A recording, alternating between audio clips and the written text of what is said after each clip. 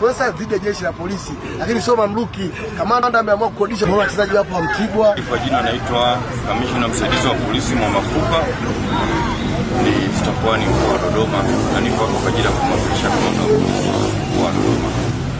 Basi leo tunaendelea na ndugu zetu wa Sport Influencer Promotion, na leo tumefanya jogging asubuhi. Baada jogging sasa tuna mechi ambayo polisi mkoa wa Dodoma pamoja na mashabiki wa Yanga, Simba na Azam.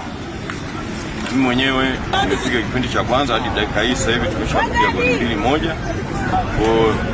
Tumefunga Simba, Yanga na Azam tayari tumeshaandika moja hadi sasa.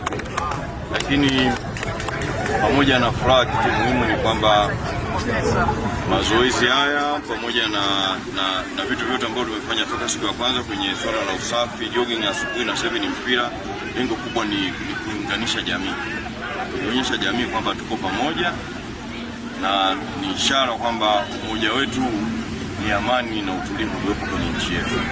Kwa hiyo tunaendelea kuhamasisha wananchi kwamba vitu vyote vimefanyika kwa sababu tayari tuna amani kwenye nchi yetu, na nini kifanyike? Basi amani tulionayo tuendelee kuienzi ili sasa tuweze kukutana mara kwa mara kwenye event kama hizi. Kwa hiyo ni ishara tosha kwamba amani tulionayo ndio iliyosababisha leo tuwepo hapa. Kwa hiyo tuwaombe Sport Influencer Promotion waendelee kutangaza amani nchi yetu,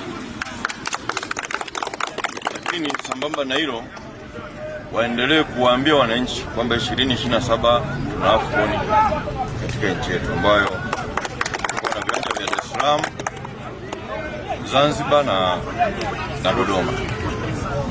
Kwa hiyo tuwaambie wananchi kwamba fursa inayokuja sambamba na kutuunganisha, lakini pia ni fursa ya kibiashara.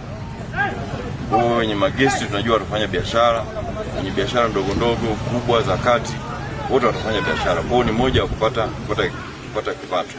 Kwa hiyo tuwahamasishe wananchi kwamba tuendelee kutengeneza amani ili tuendelee kukaribisha wageni, na faida ya wageni ndio hiyo ambayo tunaweza tukaipata sisi kama nchi. Lakini sisi kama mkoa wa polisi wa Dodoma tuhakikishie kwamba amani na utulivu kwenye mkoa wetu upo na tunaendelea kusimamia ulinzi na usalama kulingana na matakwa ya sheria yanavyofanya. Asante sana.